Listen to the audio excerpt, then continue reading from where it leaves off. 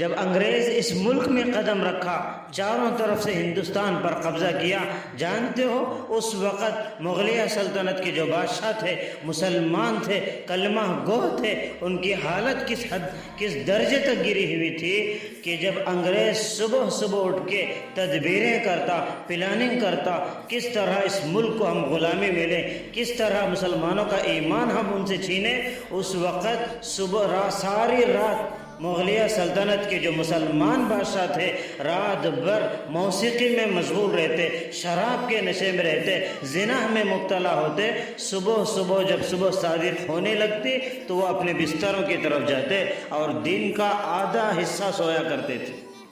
جب کوئی قوم جب کسی قوم کا ضمیر مر جاتا ہے، جب غفلت میں ڈوب جاتے ہیں تو ان کا زوال بھی شروع ہو جاتا ہے۔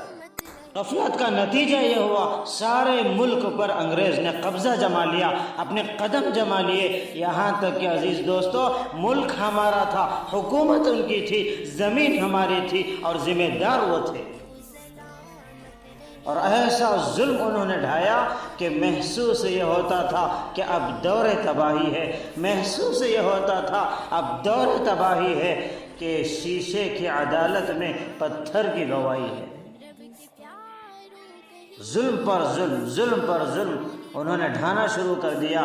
انگریزوں کے ظلم کا نتیجہ یہ ہوا سارا ملک ان کے ظلم کی ضد میں آ گیا، سارا ملک پریشان ہو گیا، سارے اس ملک کے سارے قومیں پریشان ہو گئے۔ اس وقت ایک ایسا قافلہ کھڑا ہوا جو صحابہ کے نسلوں کا ہے، جنہیں علماء دیوبند کہا جاتا ہے۔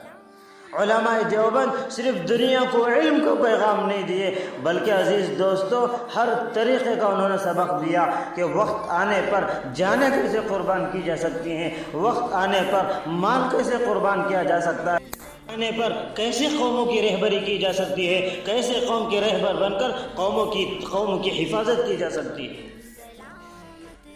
علماء دیوبند یہ کوئی معمولی قافلہ نہیں ہے، یہ اللہ کی طرف سے انتخاب ہے اس امت کی رہبری کے لیے۔ آپ علماء دیوبند کی تاریخ کو فراموش نہیں کر سکتے، اس امت کے وہ محسن ہیں جن کے احسان کا امت حق ادا نہیں کر سکتی۔ اس انگریز کے دور میں جب انگریز اس ملک پر قابض ہو گیا، انگریزوں کا ظلم ہو رہا تھا، اس وقت کی آپ تاریخ اٹھائیں، کوئی اس ملک کا بڑا قید خانہ ایسا نہیں ہے جس میں علماء دیوبند کو نہ رکھا گیا ہو۔ علماء دیوبند کا قافلہ کبھی کھڑا نہ ہوتا تو یقین سے کہہ سکتے ہیں یہ ملک کبھی آزاد نہ ہوتا۔ علماء دیوبند نے اس آواز کو بلند کیا کہ لوگوں تیار ہو جاؤ، اگر اس غلامی سے ہمیں نکلنا ہے تو ان سے مقابلہ کرنا پڑے گا، لڑنا پڑے گا، قربانی دینی پڑے گی۔ تو چند لوگ آگے بڑھے، کہنے لگے کس بنیاد پر لڑو گے؟ نہ مال و زر ہے، نہ اسباب ہے، نہ حکومت ہے، نہ کوئی اور طاقت تمہارے ساتھ ہے۔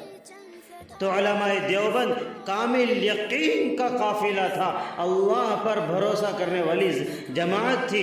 تو علماء دیوبند نے کہا کہ ہم اسباب کی بنیاد پر نہیں لڑ رہے، ہم تو عزم کی بنیاد پر لڑیں گے، اگر ہمارا عزم مضبوط ہوگا تو اللہ ضرور ہمیں کامیاب کرے گا۔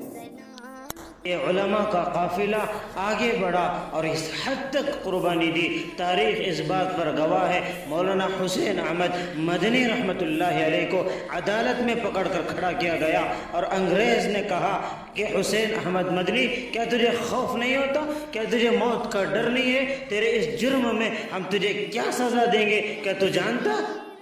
تو مولانا حسین احمد مدنی رحمۃ اللہ علیہ نے ایک کپڑا نکالا، سفید کفن کا کپڑا تھا، اور انگریز کو بتاتے ہوئے کہنے لگے کہ تو مجھے موت سے ڈراتا ہے، دیکھ میں حسین احمد مدنی کفن ساتھ لے کے پھرتا ہے۔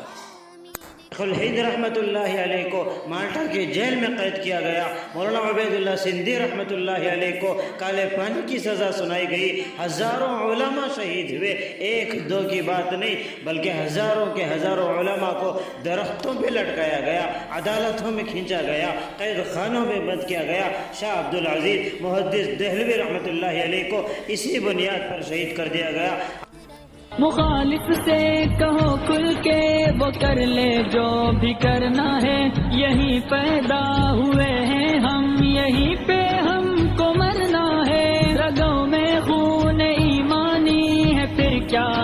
کو ڈرنا ہے جب تک جان باقی حق کی خاطر ہم کو لڑنا ہے. وطن پہ آج بھی آئے ہمیں یہ کب گوارا ہے.